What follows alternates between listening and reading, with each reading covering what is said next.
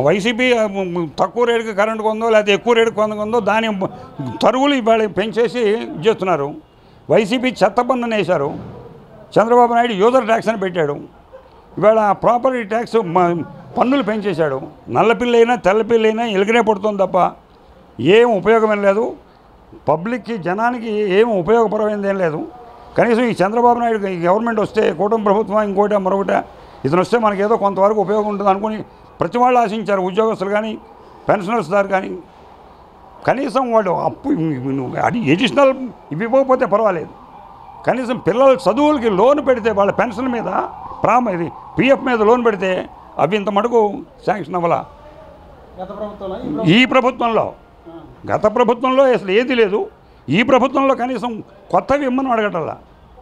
కనీసం వాళ్ళకు ఉన్నటువంటి ప్రావిడెంట్ ఫండ్ మీద కానీ వాటి మీద లోన్ పెడితే అది కూడా ఇంతమంది శాంక్షన్ అవ్వాల. ఒక రకంగా బాధ. ఇదిగో అని ఏం అనగలేని అసహాయ స్థితి. అశ్వన్నైవ గజన్నైవ వ్యాఘ్రం నైవచ నైవచ అజాపుత్రం బలిందజ్జ దేవ దుర్బలఘాతక. యజ్ఞాల్లో బలి పశువుగా ఈ గుర్రాన్ని ఎవరు, ఏనుగుని ఎవరు, పెద్ద పుల్ని ఎవరు, ఇచ్చేది ఎవరైనా అంటే మజాపుత్రం మేకపిల్లని బలిస్తారు. దీని ఎవడైనా సరే ఆ గవర్నమెంట్ అయినా ఈ గవర్నమెంట్ అయినా ఇంకోటైనా ఎంప్లాయీస్ వీళ్ళు తప్పితే ఇంకొకళ్ళు ఎవరు లేదు. కంపల్సరీ కడతారు. ఇన్కమ్ ట్యాక్స్ కట్టాల్సిన వాళ్ళు ఎగ్గొడితే ఏం పర్వాలేదు. ఎంప్లాయీస్ వీళ్ళకి ఎక్స్టెన్స్ ఇది ఉంటుంది. కంట్రస్ట్ ఎన్ని సర్కమన్సెస్ వీళ్ళు ట్యాక్స్ కట్టాలి. అయ్యుండి వీళ్ళకి రావాల్సిన దాన్ని అడగలేరు. వాళ్ళు ఎవరు ఇది పరిస్థితి.